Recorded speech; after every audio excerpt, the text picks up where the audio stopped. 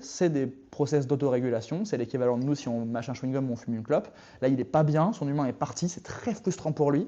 Il a besoin de s'autoréguler. Et donc, on va avoir un chien qui est très très très haut et ça redescend, ça redescend, ça redescend. Et on peut avoir un chien qui, au bout de 1h30, 2 heures, finit par réussir à se poser, dormir et peut même, ce n'est pas tout le temps le cas, mais peut même plutôt bien supporter la fin de l'absence.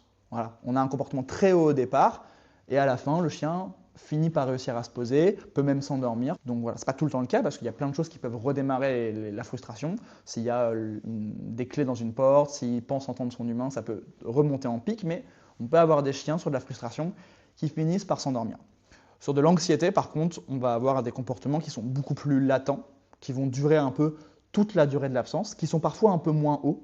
Parfois, il y a moins de destruction, mais on va avoir un chien, effectivement, qui s'automutile, qui se lèche, qui bâille, qui fait les 100 pas dans la maison, qui dort pas, qui mange pas forcément, qui boit pas, qui n'arrive pas à se poser, qui se pose 10 minutes sur le canapé, puis 10 minutes devant la porte, puis 10 minutes sur la fenêtre, et en fait, il n'est pas bien. Pendant toute la durée de l'absence, il dort jamais vraiment, il n'arrive pas à passer à autre chose, il est anxieux, vraiment sur toute la durée de l'absence, ok, jusqu'au moment où l'humain revient.